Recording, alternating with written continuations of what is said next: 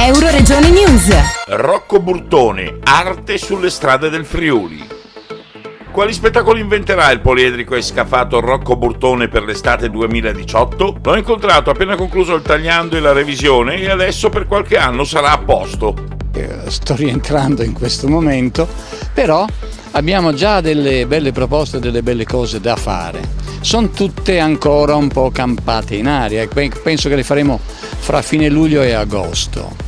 Tanto per citare alcuni titoli, alcuni luoghi, devo dirti che per esempio a Remanzacco, uso sempre il quasi sicuramente perché è inutile, le certezze sono dei geniali, io non sono geniale. E dicevo, a Remanzacco dovremmo fare degli incontri che rappresentino un po' la cultura storica friulana e i giovani di Remanzacco. Cosa vuol dire questo? Vuol dire che il giovane dovrebbe incuriosirsi dai racconti che vengono portati da questi personaggi sul palco e quindi diamo loro un certo tempo, non so, mezz'ora, un'ora per raccontare i loro romanzi, le loro storie, le loro poesie, i loro aneddoti. E quindi ecco che i giovani subentrano al protagonista e diventano essi stessi protagonisti.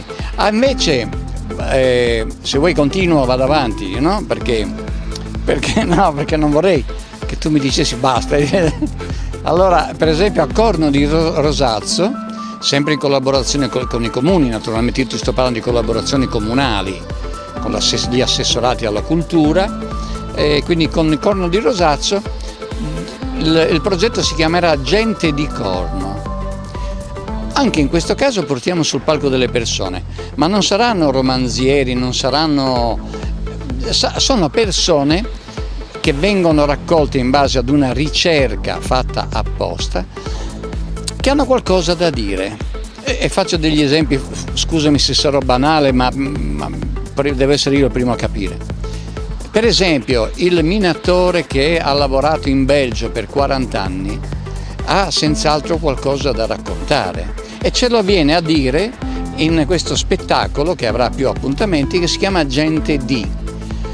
Pare che faremo gli appuntamenti dentro le cantine, sai che Corno di Rosazzo è una zona di grandi vini, eccetera, quindi sappiamo come ne entreremo, diciamo che l'uscita sarà un po' più allungata, faremo strade più difficoltose. E andiamo a Udine allora, dopo aver raccontato di questi due comuni, andiamo a Udine. A Udine dovrei fare il progetto che faccio da anni, Udine era, raccontiamo della Udine di una volta, senza nostalgia però, scordiamoci la nostalgia.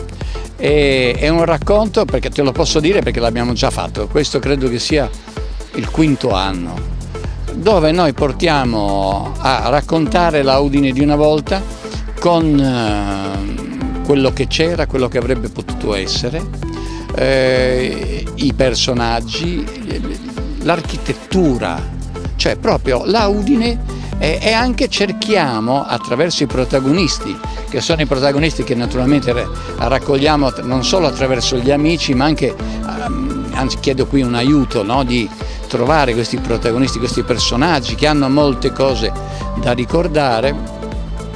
Attraverso questi noi vogliamo raccontare questa Udine, che non era sempre soltanto quella che leggiamo ogni giorno da qualche parte, ma c'era anche una Udine nascosta, parlo degli anni 50, 60, una Udine goliardica, una Udine di cultura, ma una cultura allegra, fresca, non manzoniana. Viva Alessandro, salutamelo quando lo incontri la prossima volta. E ecco, diciamo questi sono 3 fra i vari progetti che abbiamo presentato. E io ti ringrazio che fai questa registrazione, perché adesso credo che gli assessori siano quasi obbligati a farmi fare queste giornate.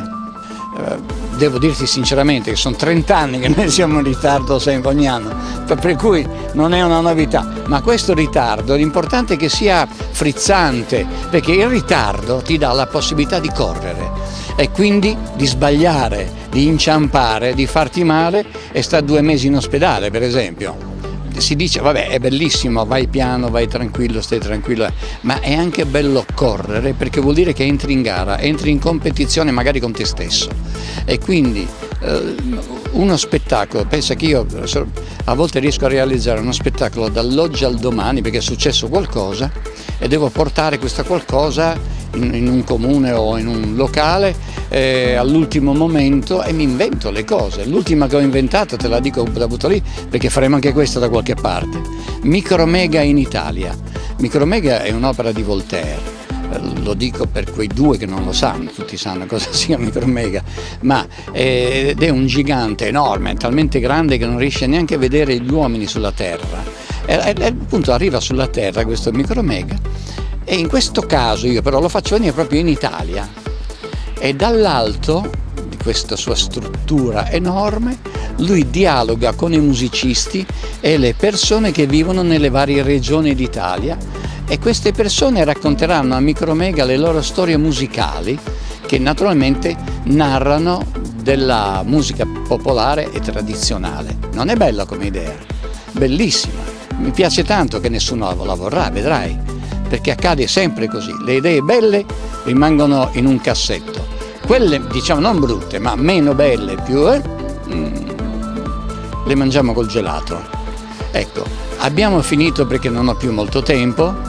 Devo andare a rilassarmi, per cui grazie di tutto, arrivederci. Da Udine per Euroregione News, Marco Mascioli. Euroregione News.